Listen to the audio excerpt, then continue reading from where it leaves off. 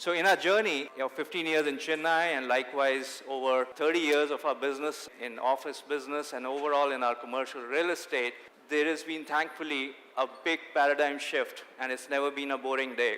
We thought at some stage that office buildings will remain a boxy buildings and all that, but our clients and our customers kept on asking new things, and that kept us, our architects, our designers, our construction teams, everyone kept on evolving what's new and what's next. And that's how, wherever we design the new building, is about how you're reimagining the workspaces. So what's happening inside the workspaces, which will have an impact of how the buildings will be designed for outside. So a lot of times our clients define what will happen. We've seen the evolution of workspace right from the early era of technical and scientific revolution, where the workspace were very mundane and kind of just sit down spaces in a row. Thankfully, in about 1980s, when the knowledge economy first started, more like law firms and some, banking and other stuff, there was a sense of the workstation started changing from the straight line to a bit of private spaces and others. And then the big revolution came in with the internet. We all know when the internet revolution came in, and then the desktop computers came in. So in a way, the inside spaces started reflecting how the workstations would be. And as we kept on going further, interestingly, some kind of concepts came in the workspaces where, okay, if we want to make it more privatized, so then cubicles became a bit taller, although it was very boring in some sense. Thankfully, we're in a better world now where all that is behind us. The BPO and the IT revolution said, okay, we want young guys at work, and let's start thinking how the workplaces will be, which appeals to the young guys. And the journey didn't stop, because in the last decade or so, we've been hearing terms which we've never heard before.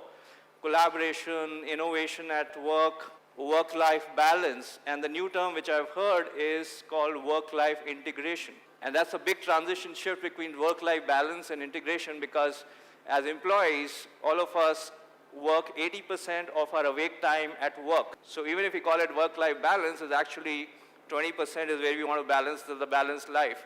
So now suddenly humans have realized that that's too much of less time to balance, so there has to be a work-life integration, which means while I'm at work, I have to be happy. Because otherwise, the maximum time I can be happy is only 20%. The rest of the time you're working. So that's the big change in the thought process, and thanks to the new millennials and thought process, how it's changing. So when we started researching about the buildings and otherwise and what's making us change, there are four key factors which impacts the design and the workspace, and largely it's about a client or enterprise expectation. What is it the corporates who's paying us the rental, what are they expecting from the spaces? What is it that the employees who are working in these spaces, how are their expectations changing? What is it that the community expects? And that's the domain which we all these years substantially ignore. When we make buildings, we hardly think about what damage we're doing to the traffic around. Are we doing some CSR activity around?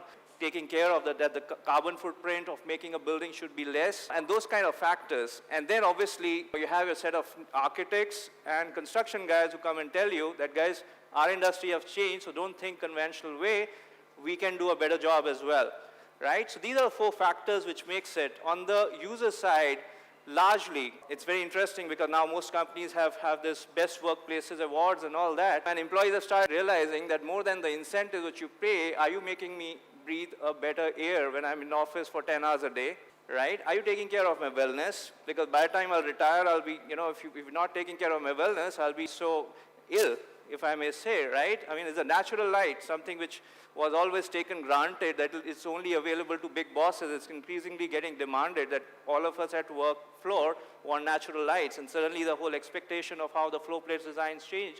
And then amenities and social interaction. The social interaction is very much linked to happiness at work. That makes the whole, social being and make it like the EQ level much better. These are some of the voices which we are hearing from the employees. Likewise, from our clients, which is the enterprise side, you want productivity at the end of the day. That's why you're hiring your employees in the spaces. Flexible areas, space efficiency, and increasingly adaptable design. So that's something interesting that clients today tell us that, okay, you make a building, can you do something else? Can you do internal staircases? Can you do social staircases in the workspaces. So it's suddenly a new set of expectation which is coming in. And then obviously the automation and technology, what is it that's working? So can our employee app book a meal in food court, and can the employee app can sync with the car parking areas and access controls and all that stuff? So these are some of the voices which we're hearing.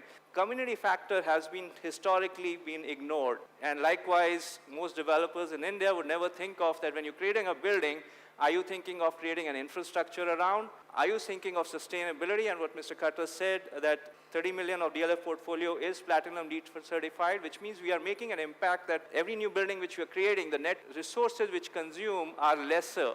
Right, and we've done, we've proved it in some of the buildings that which are newly done, and with platinum LEED certification, your actual power consumption at an entire project level is 30% less than some of the buildings which have not got for LEED certification. And likewise, the overall sense of responsibility around the location or the city you're working at large, and then creating value for the society at large. You make, if you make a great glass building, but the neighbors next door cannot come and have a meal there, so then you're creating a sense of disparity. These are some of the factors which will impact the future architecture. If any of you have been to Gurgaon, Cyber Hub is an amazing example how the whole of Gurgaon comes and access the social and the whole F&B area and feels a part of the cyber city. And that's like a big change in that whole thought process, and that's how we create value for the society with your architecture. And then obviously what my colleague Giri and my friends tell me, okay, these are things which we can do as an architectural upgrade in terms of making the designs much better. Can you make the architecturally the buildings which can be more happier, make it more greener,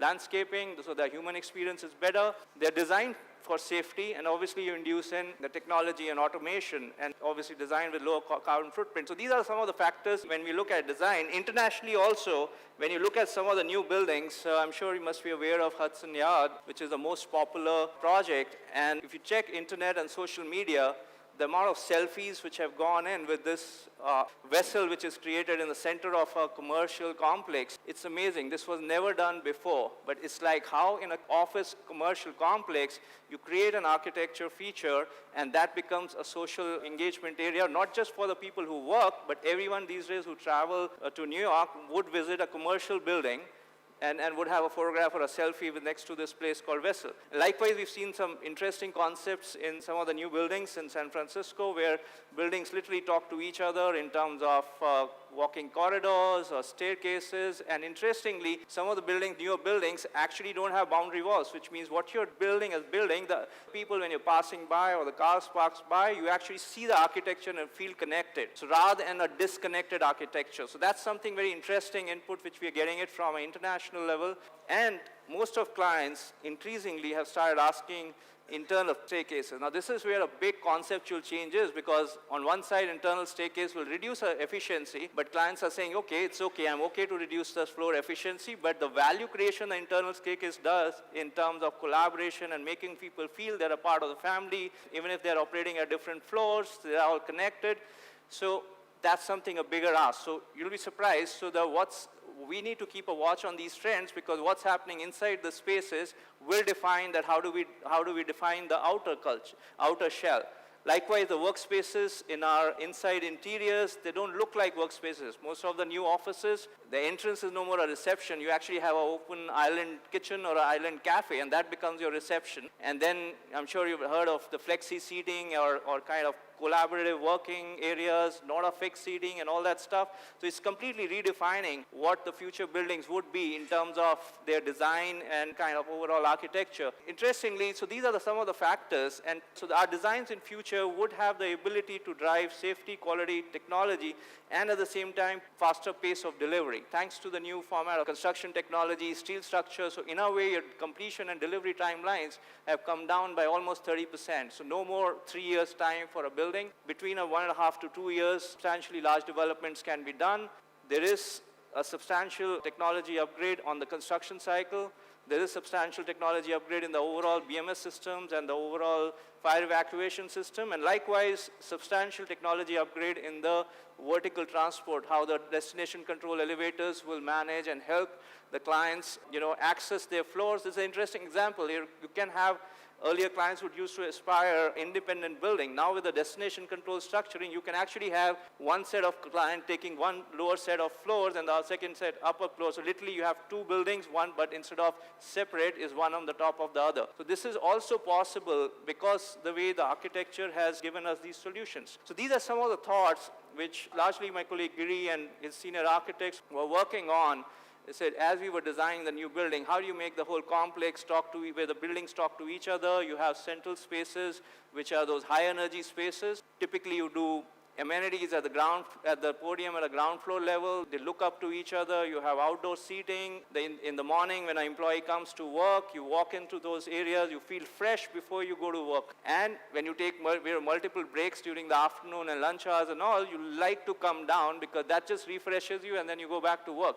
At the end of the day, employee is happy because with more refreshing and healthy state of mind, you're kind of contributing more, you're innovating more, and the employers are happy because they've hired the employee and the space to be productive. So that's what we are, the service provider, to make the ends meet, very simply put. So that's what we are doing at work areas, and that's what the thought process of bringing the DLF downtown to Chennai with a completely refreshed thought. Downtown is also a name which is given here with a thought. Taramani is a city center. This project, being a corner site, will have the ability to lift the spirit of the city as a whole with its architecture and kind of a persona. With that background, allow me to present the DLF downtown in its video. Thank you, everyone.